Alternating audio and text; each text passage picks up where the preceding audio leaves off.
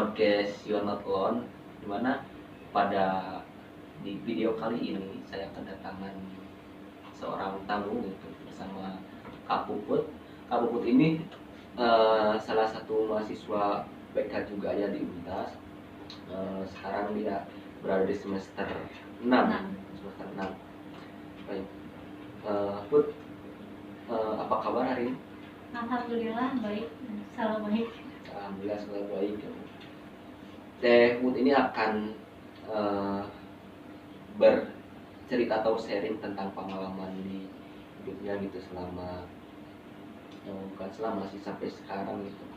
Dimana kan sekarang kita sudah mengetahui bahwa di Indonesia ya, bahkan hampir bisa disebut di dunia gitu, kita ini kan sedang terkena musibah gitu, sudah hampir 1 tahun gitu, sampai sekarang, yaitu pandemi COVID-19 gitu.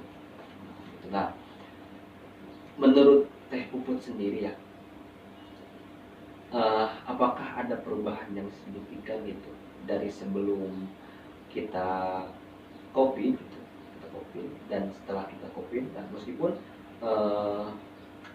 ada banyak ya, emang kita bisa lihat gitu ada banyak perubahan yang signifikan dalam sebelum dan sesudah COVID ini. Banyak sekali sih perubahannya, mulai dari kegiatan yang memang jadi diminimalisir banget, kegiatan di sekolah, belajar di kampus gitu. Di hal akademiknya juga kayak semakin kayak kerasa banget gitu perbedaannya.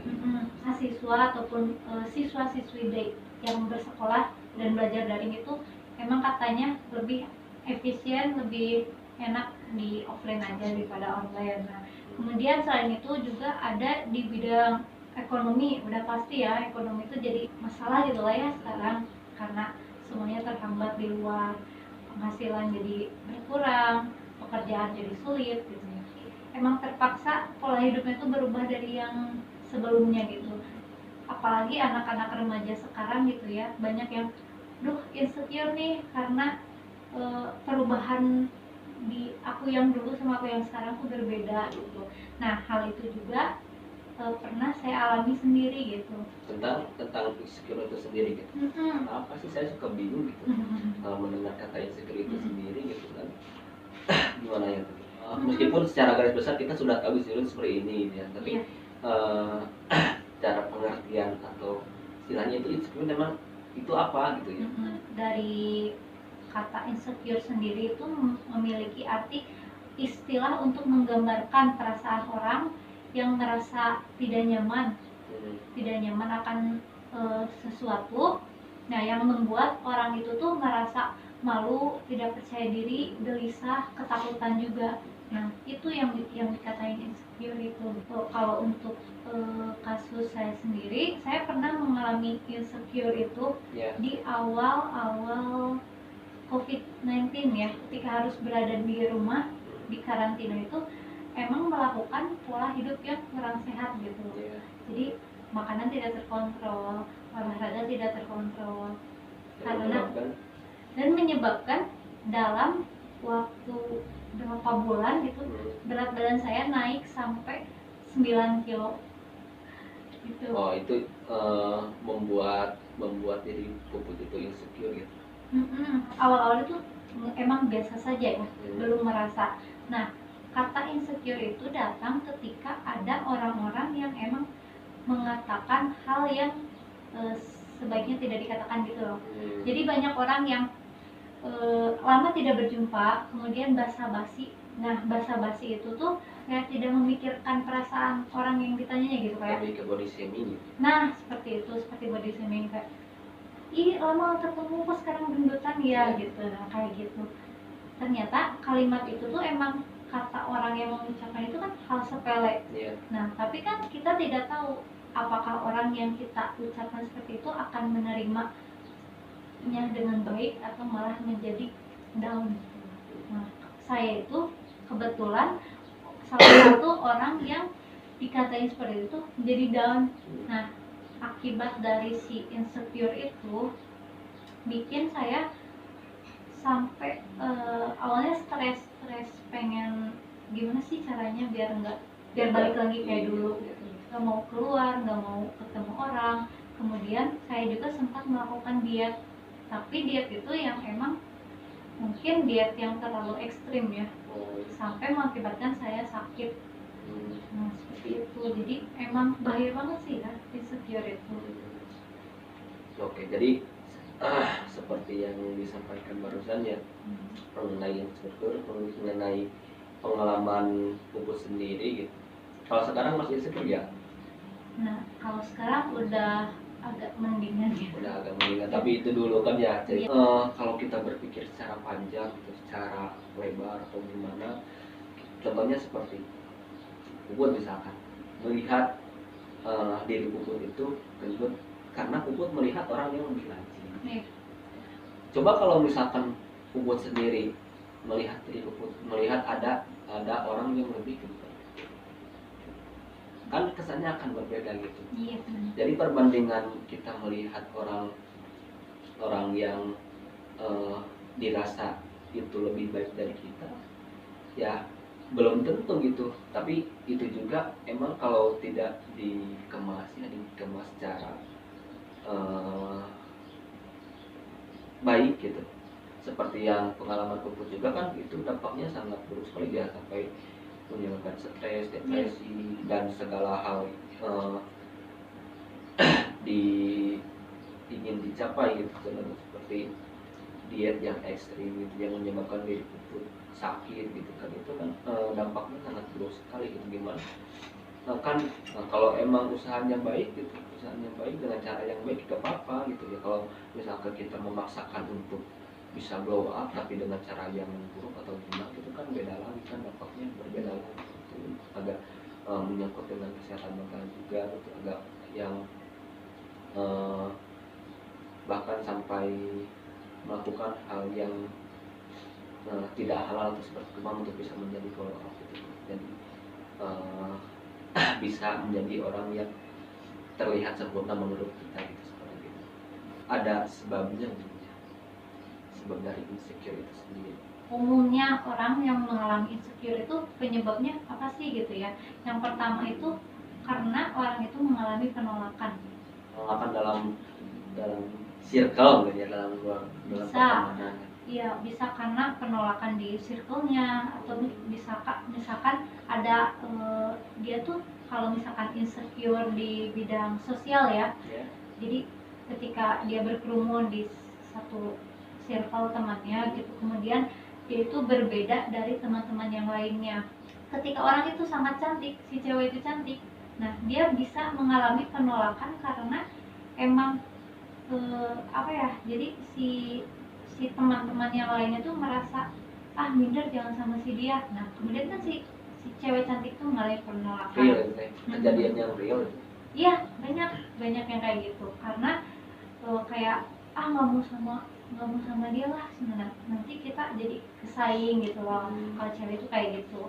Atau kadang yang kurang cantik gitu ya, dari teman-temannya malah jadi dibully akhirnya. Itu rasis gak sih kalau yang seperti itu?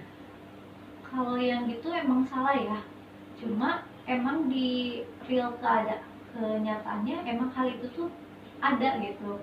Atau misalkan di bidang akademik nih, misalkan si kita berimpian banget ingin masuk ke suatu universitas yang emang dimimpi-mimpikan banget. Nah kemudian kita mengalami penolakan dari universitas itu, bisa juga itu menyebabkan insecure kan. Jadi merasa wah mungkin saya tuh bodoh sampai ditolak. Nah, kemudian penyebab lainnya itu karena mendapatkan penilaian buruk dari orang lain. Penilaian buruk? Iya, yang kayak contoh kasus di pengalaman saya tadi. Dari situlah mulai muncul insecure, muncullah merasakan bahwa saya itu berbeda dari orang lain dan tidak diterima oleh orang lain. Meskipun orang yang bilang seperti itu tidak bermaksud menilai diri kamu buruk gitu. Iya, meskipun ya orang itu mungkin tidak sengaja atau mengatakan itu, tapi kan pandangan orang beda-beda ya.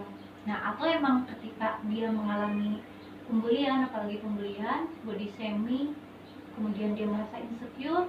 Nah itu hal yang mungkin sangat bahaya ke depan. Setahu saya ada kasus anak yang sampai bunuh diri gara-gara insecure dikatain teman-teman. Teman-temannya tuh kayak body shaming, awalnya body shaming, kemudian cewek itu cewek. Iya, cewek. Nah, dilakukanlah pembulian di kelas itu, di kelas dia itu. Nah, pembulian, kemudian anak itu kan merasa sendiri gitu ya, tidak ada penguat lah di tempat itu. Yang pertama itu dia ingin pindah sekolah. Nah, tapi orang tua tidak mendukung karena orang tua itu tidak tahu bahwa si anak tersebut itu mengalami pembulian di kelasnya. Karena dia tuh nggak ngobrol gitu ya, nggak cerita, nggak jujur ke orang tuanya, sampai akhirnya dia itu terus merasa tertekan gitu. Di sekolah dia tidak nyaman, di rumah pun dia ditekan untuk tetap berada di sekolah itu gitu. Nah akhirnya mungkin karena stres yang tidak mendapat penanganan gitu ya, apalagi anak-anak masih anak remaja itu yang labil dan nggak tahu apa-apa, akhirnya dia depresi dan putus asa sampai ngambil sehingga membawa jalan terakhir itu. Nah untuk penyebab itu ya emang jahat banget ya, serem banget kan. Nah untuk penyebab yang ketiga ini karena seorang bisa insecure itu karena dia merasa ingin semuanya sempurna, kayak tadi Kang Aceng bilang bahwa padahal kita itu sebenarnya harus bisa melihat ke bawah apa yang ada di bawah kita. Nah orang yang penyebab orang insecure itu bisa karena orang yang selalu ingin sempurna, perfeksionis, selalu melihat ke atas. Jadi kayak tidak bersyukur dengan apa yang dia punya gitu. Ketika seseorang itu sudah mau misalkan ada tujuan goalsnya sama dapat ini akan terus berkembang gitu, sampai dia itu merasa gimana ya, tidak akan puas sampai kapanpun gitu. Karena untuk mencapai kata sempurna gitu ya dalam kehidupan itu emang tidak bisa sih kalau menurut saya, tergantung batas kesempurnaan menurut kita itu seperti apa gitu. Kalau misalkan dalam ada yang seorang yang sederhana gitu bahwa dia itu sudah sempurna, maksud sempurna itu dalam sudah berkecukupan lah dalam hal sana halnya seperti itu. Sempurna itu memang butuh rasa bersyukur ya agar bisa kita merasa sempurna. Kalau misalkan tidak adanya rasa bersyukur, sampai kapanpun kita tidak akan merasa bahwa kita sempurna. Pasti selalu ada kekurangan. Gitu. Tapi ada gak sih menurut sendiri insecure yang baik itu kita terhadap apa gitu? Insecure yang baik mungkin kayak kegagalan atau apapun kekurangan kita dengan orang lain tuh ya diterima, disyukuri, atau bisa jadi lebih baik itu dijadikan motivasi gitu. Nah ketika misalkan tadi kasus yang ditolak oleh universitas, kita jadi acuan gitu, jadi motivasi lain. Jadi mungkin kita harus lebih belajarnya lebih giat lagi gitu, atau usahanya ditingkatkan lagi agar bisa mencapai yang lebih baik lagi. Iya sih, saya pernah mendengar ya ada kata-kata kita melihat dalam hal dunia itu harus melihat ke bawah. Paham nggak? Iya. Kalau melihat ke akhiratnya kita harus melihat ke atas. Paham? Jadi kalau kita mengejar dunia untuk kita bisa melihat seperti orang lain, contohnya kaya atau gimana, itu tidak akan habis, dan tidak akan dibawa sampai kita meninggal. Tapi kalau kita melihat insecure terhadap akhirat, tentunya saya syukur kepada orang yang rajin sholat gitu, rajin ngaji. Itu emang ketika kita mau seperti itu akan justru akan lebih baik gitu. itu lebih besar manfaatnya daripada kita insecure terhadap seorang yang berada di bawah. Iya sih, jadi insecure yang positif itu mungkin berarti benar yang kata Kang Aceng ya, insecure karena kita melihat orang yang emang rajin, pintar gitu kan. Jadi itu kan memotivasi kita untuk semakin memperbaiki diri, kemudian lebih maju gitu. Lalu dari Puput sendiri ya, setelah bercerita pengalaman tentang insecure, terus mengalami dampak dari insecure itu sendiri, dan mungkin sudah lumayan paham ya mengenai insecure, dan sekarang sampai bisa tidak insecure lagi, itu gimana sih? Insecure ini emang belum sepenuhnya hilang dari kehidupan saya ya, masih, cuma saya dapat mengurangi si rasa insecure itu. Saya punya 5 tips cara mengurangi insecure. Dengan yang pertama itu mengubah rasa insecure menjadi bersyukur. Mengubah rasa insecure menjadi bersyukur. Nah, iya, yang udah kita bahas tadi kan, udah kebahas tadi. Jadi ketika kita merasa insecure, coba kita melihat ke bawah gitu ya. Nah, sekarang kita gendutan gitu ya, syukuri aja, mungkin kita jadi sehat dan kita jadi kuat gitu ya. Nah, seperti itu. Nah, yang kedua itu tepis pikiran negatif. Jadi ketika ada pikiran negatif masuk ke kita, baik dari diri sendiri maupun dari orang lain, coba kita tepis dan kita ganti si kalimat-kalimat negatif itu menjadi kalimat yang lebih positif. Jadi emang menumbuhkan rasa percaya diri kita itu ya dengan cara kita sendiri yang menumbuhkannya gitu, bukan orang lain. Jadi emang semua hal itu berasal dari kita dan untuk kita, dari saya untuk saya, seperti itu. Jadi udah pedein aja gitu. Toh masih cantik ini, lagi meski gendut juga atau seperti apa gitu ya, seperti itu. Nah, yang ketiga itu terima hasil yang emang tidak kita inginkan gitu. Nah, emang dasarnya manusia itu tidak ada yang sempurna, pasti ada kekurangannya. Bahkan orang yang misalkan dikatain presiden, dikatain artis top banget, pasti dia memiliki kekurangan yang emang dia simpan sendiri. Jadi nggak apa-apa, kita terima aja kekurangan yang ada di diri kita. Nah, yang keempat tadi, ubah kegagalan menjadi motivasi. Seperti yang tadi ya, yang kasus ditolak oleh universitas itu. Nah, kegagalan atau kegagalan apapun yang kita alami itu, ya jangan sampai kegagalan itu membuat kita menjadi down. Tapi jadikan si kegagalan itu acuan motivasi untuk kita bangkit menjadi lebih baik lagi. Nah, yang terakhir itu luangkan banyak waktu dengan orang terdekat di mana kita tinggal sehari-hari gitu.